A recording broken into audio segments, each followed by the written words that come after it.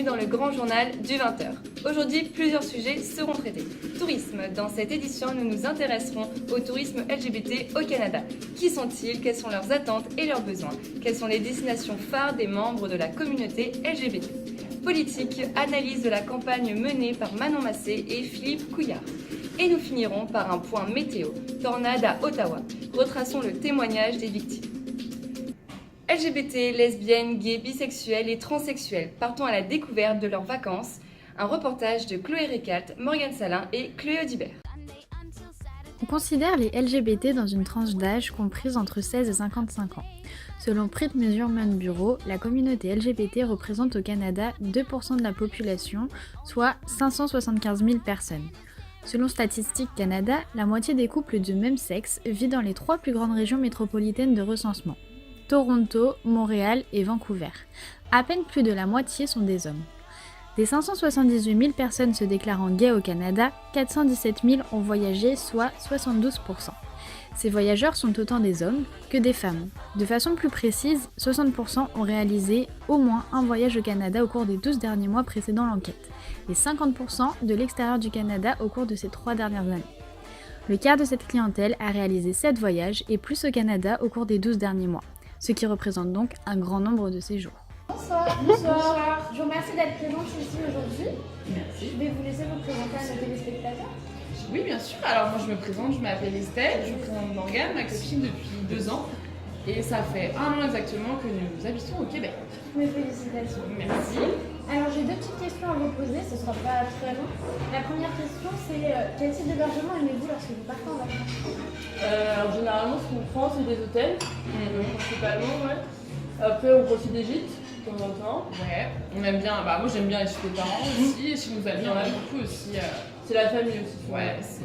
Très bien. Et il y a des hébergements que vous refusez totalement? Oui. L'hôtel. Ouais, Ça, l'hôtel. voilà. Ouais, déteste ça. Moi, les campings.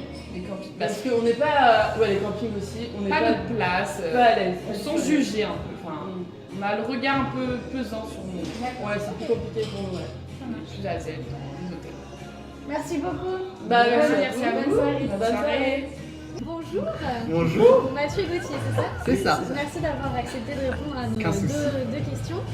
Alors du coup, la première question, c'est quand vous partez en vacances, quels sont les types d'activités que vous allez pratiquer?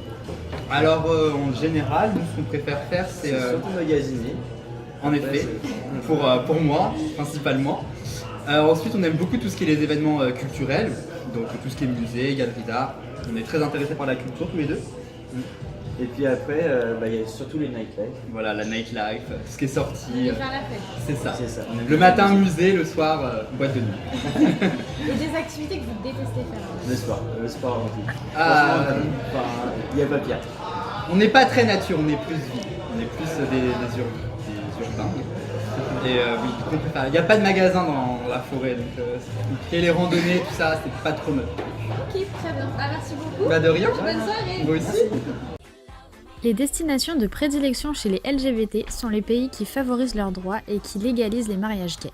Ceci leur permet de passer des vacances en toute tranquillité, sans jugement ni discrimination. Ils sont donc tous à la recherche d'un soutien au sein de la société. C'est pour cela qu'il existe des sites internet spécialisés tels que unvoyagegay.com ou encore gayvoyageur.com qui leur offrent une large gamme de forfaits et de voyages confortables. Il existe aussi l'expression gay-friendly qui leur permet de trouver des lieux touristiques qui sont ouverts et accueillants envers eux afin de créer un environnement de soutien, de respect et d'égalité sans jugement. C'est grâce à tous ces moyens mis en place que les LGBT trouvent leur place au sein de notre société et peuvent ainsi partir en vacances en toute tranquillité. C'était un reportage de Chloé Audibert, Morgane Salin et Chloé Récalt. Notre émission touche donc à sa fin. Merci de nous avoir suivis. Je vous retrouve donc demain midi pour le journal de 13h. Une excellente journée à vous.